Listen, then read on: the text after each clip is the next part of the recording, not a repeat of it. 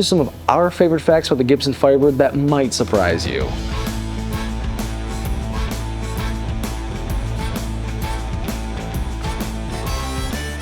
Hey everybody, welcome to Cream City Music. My name's Jacob, and this is On the Bench.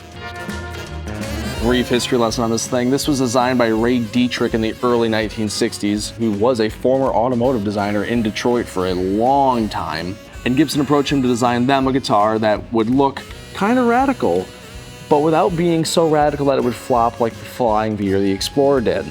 Thus, he designed a guitar that looked like it had automotive tail fins, because what else is a car designer gonna do besides design a car in guitar shape? So, what makes the Firebird so interesting? One, it is Gibson's first foray into the neck-through body construction that is mostly associated with Rickenbacker basses. The other really interesting part of this guitar is that this is Gibson's first use on one of their mainline guitars with mini humbuckers. Mini humbuckers would have first appeared on Epiphones in 1960. Gibson would have then used this version of them in 1963 on the Firebird. Underneath these metal covers have two blade magnets instead of having individual slugs or rod magnets. And depending on what model Firebird you got a different layout in terms of your pickup configuration. Firebird 1s were just a single pickup, kind of like Les Paul Jr. Firebird 3s and 5s were dual pickup for bridge and neck.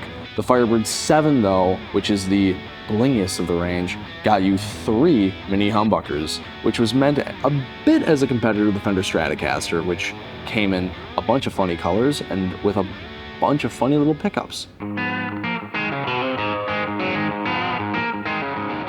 The other interesting part about the Firebird, the gearless banjo tuners are basically a 1-to-1 ratio. You just thread the string through, spin it around a couple times, and you're good to go. But they have one downside. Big thing with these guitars that they were known for in the early 60s, because of the weight on the headstock from the tuners and because of the cases being designed kind of poorly, the back of the headstock and the back of the tuners would rest on the case. One bad hit, headstock comes clean off. Gibson has since fixed that, and honestly, it's not a problem anymore. This is the Epiphone inspired by Gibson Custom Shop 1963 Firebird 5 reissue. This is as close to a 63 Firebird you're gonna find without spending big bucks. The big difference between this and that ice blue mist Firebird that we just had is that this is a 5, that one was a 7. So on this guitar, you're only getting the 2 mini humbuckers, but still get the Maestro Vibrola. And because it's a 63 reissue, you get a couple interesting specs. One of the first really interesting ones being is that you get 2 strap buttons, one on this upper bout, one on the back of the heel, and the other 63 only feature is the face of the headstock is all one solid color. Otherwise, the Firebird 7 has an ebony fretboard. Firebird 5 and under has not an ebony fretboard. Some of them are rosewood, some of them now are laurel or yanny, depending on how you want to pronounce that word. This also only has the pearloid trapezoid inlays. Firebird 7s have mother of pearl blocks. So why should you have one of these in your collection?